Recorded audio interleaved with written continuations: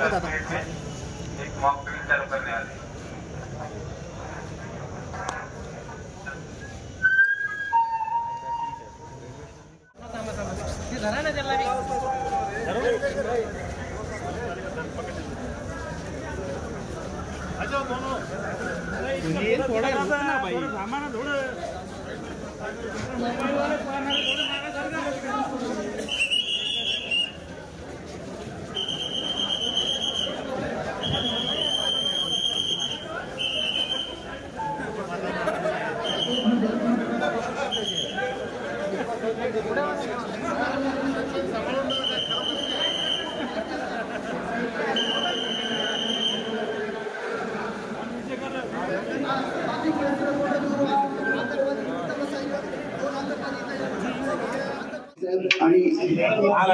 आजचे खासदार साहेब स्वेच्छेने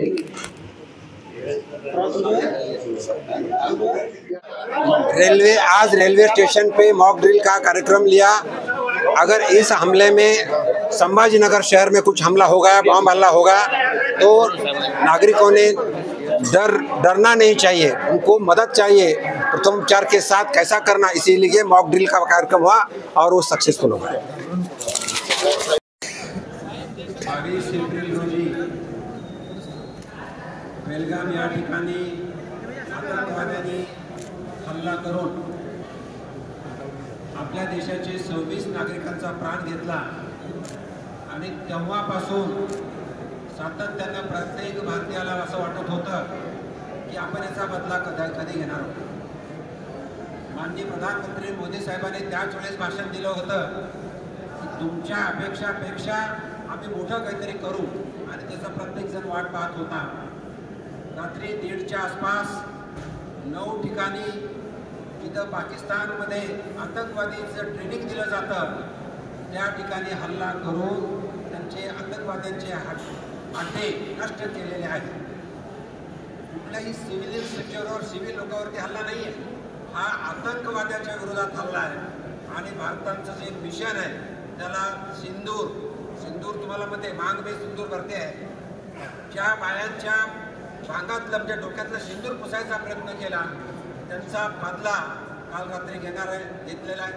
आणि पुढे सुद्धा काय होईल आपल्याला पाहिजे, सर्वांना उत्कंठा आहे। या प्रसंगी मॉक ड्रिलमध्ये आपलं शहर जे मेन आहे त्याच्यामध्ये नाही आहे, पण रेल्वेच्या माध्यमातून एक छोटासा मॉक ड्रिल, म्हणजे समजा आपत्कालीन परिस्थिती झाली, समजा इथं अचानक काही घडलं तर त्याला प्रत्युत्तर कसं द्यायचं, त्याचबरोबर प्रत्येक नागरिकांनी सुरक्षा म्हणून काय प्रयत्न केले पाहिजे, आणि सर्व त्यामध्ये आरोग्याचे डॉक्टर मंडलेच्या इथं आलेले आहेत, फायर ब्रिगेडचे लोक आलेले आहेत, सर्वच लोकांना मिळून एक रेल्वे स्टेशनवरती मॉक ड्रिलचा रेल्वे स्टेशनच्या माध्यमातून मिस्टर सूर्यवंशी इथं आलेले आहेत। सकाळीच माझं त्यांचं बोलणं झालं आणि आज त्यांच्या जे काय आहे ते आपण पाहणार आहोत आणि या लोकांना ट्रेनिंग बनवतो, कारण हे तर होणारच आहे। आता परत काय होईल काही सांगता येत नाही, पण आपण घाबरून न जाता अवघड परिस्थितीमध्ये सुद्धा आपणाला त्या परिस्थितीला समोर जाऊन लोकांना मदत करायची,